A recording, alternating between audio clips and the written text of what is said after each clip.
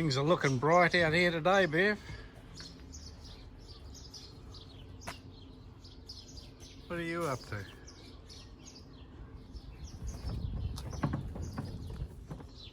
We've got some spring growth to show you all this morning. Bev's tidying up around the edges. Our pear trees are in lovely bloom. This apple tree's a spectacular bloom as well. What's the name of this one, Bev, again? Our wedding day is training on up over the top of the trellis real good.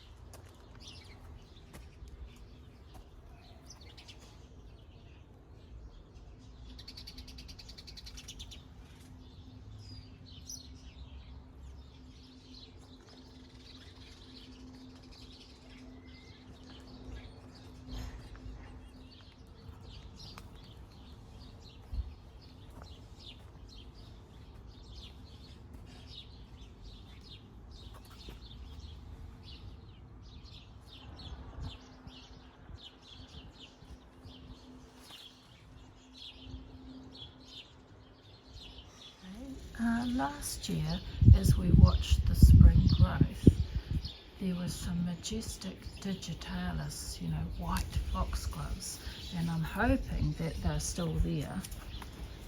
I don't know, perhaps the bees have changed their colour, but if they still grow up, they really are the feature of this little garden. And the lavender is very sweet. The Japanese maple doesn't interfere with the kind of white look. Anna planted some white pansies that you can see over the other side. And just at the moment with the ballerina polka dot, we seem to have the white theme going on. So we'll just wait and see. This is probably Sweet William, so that'll be a rush of all different colours. And we'll just see what happens. That wedding day is white flowers, and that'll stay out for maybe 3 weeks, no more than that. And then we're building a tunnel with the new Gertrude Jekyll in the middle there. She's a new planting, and it makes a tunnel with the old Gertrude Jekyll that's over the other side of the bin. So keeping the feature of the white garden, I'm throwing out the yellow calendulas. Right, this new rose is called I Spy. After I planted I Spy on both sides of the pergola, I read how tall it would grow, about 5 metres with good health. So that's quite startling and rather exciting. I guess it might take 2 years to go up 5 metres, but it's going to be a huge feature in the backyard, isn't it?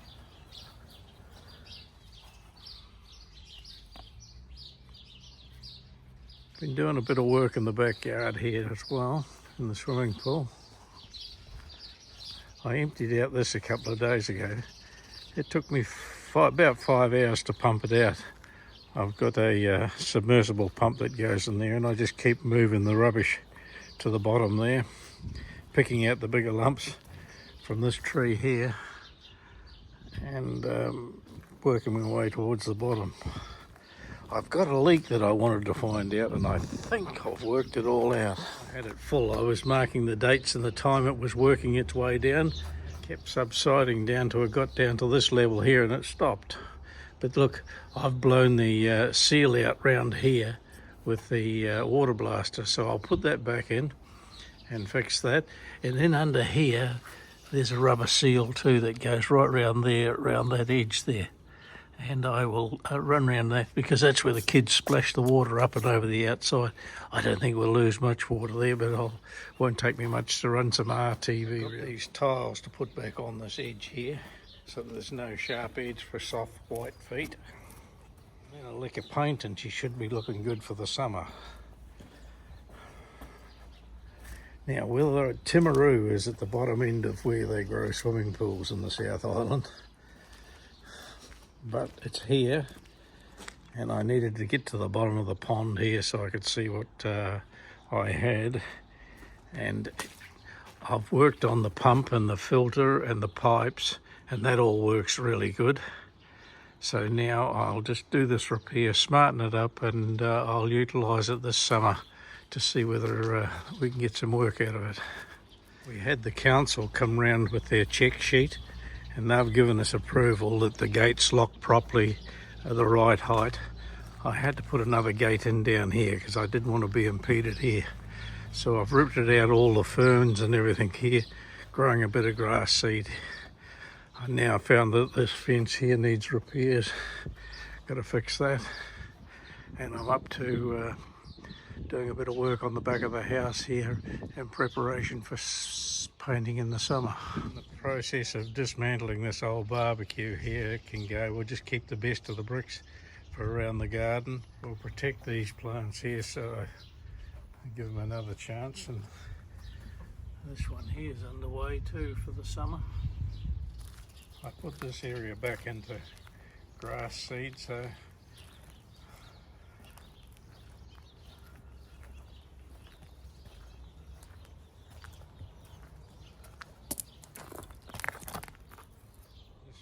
maple here I gave a hammering about a month ago now. It's just starting to give a few more new shoots on here. So within a fortnight that'll kick on. You can see the ones I didn't touch down and under there, they're growing new shoots.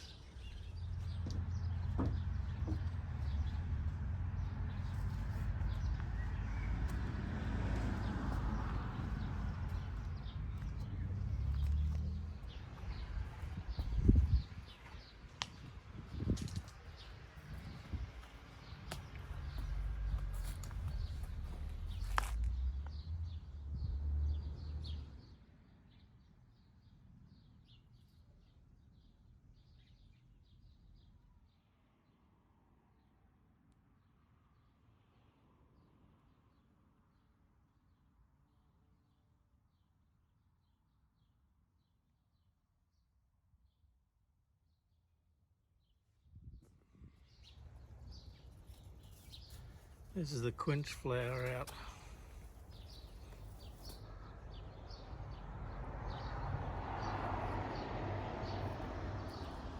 So this GM's coming in here. We don't know if it's going to be orange or yellow, but Rachel and I love these. They flower for absolutely ages.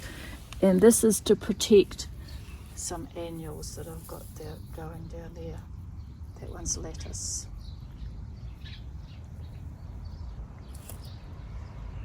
This is another example.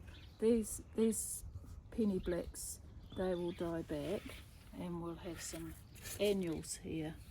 That's lettuce, and that's delphinium, and that's nemesia, and that's another.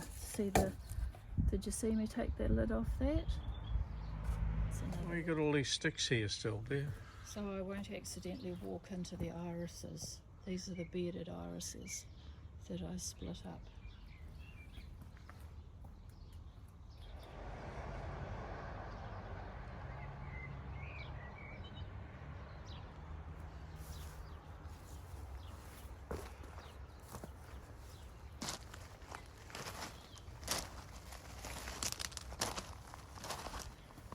We've got some new plantings here because there was an invasive weed that she wanted to get out of here and she'd been hoeing that with poison.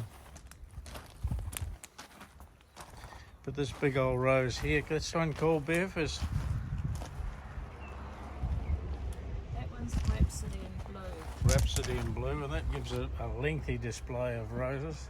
And this is Grandma's rose here, and it does well too. Let's see what its tag is. Yeah, my grandma.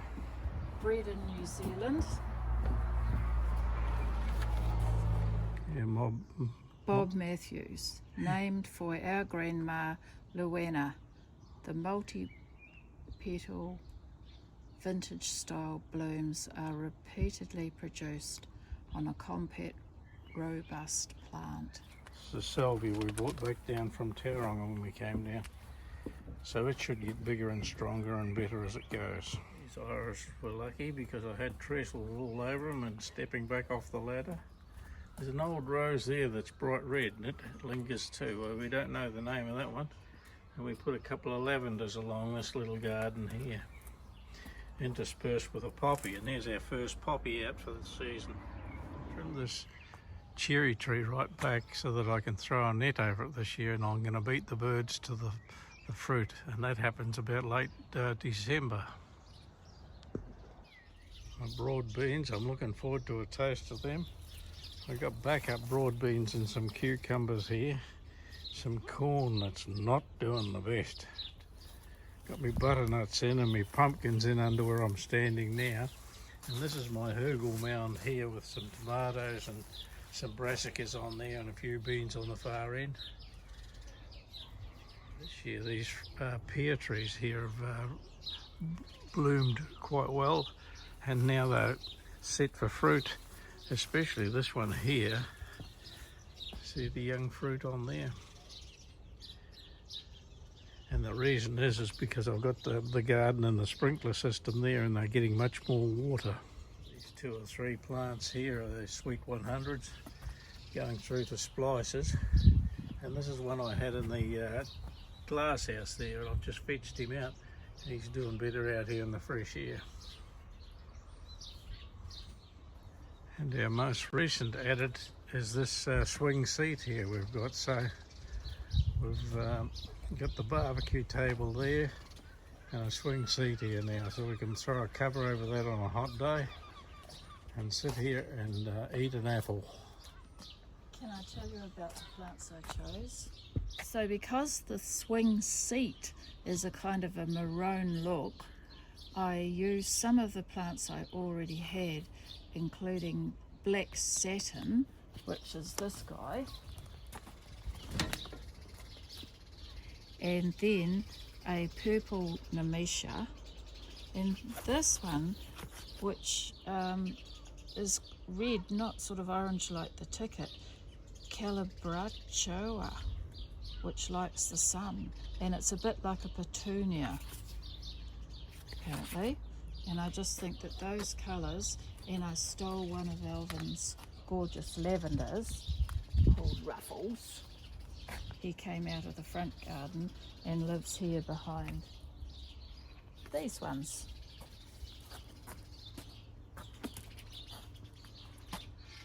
So thanks for watching.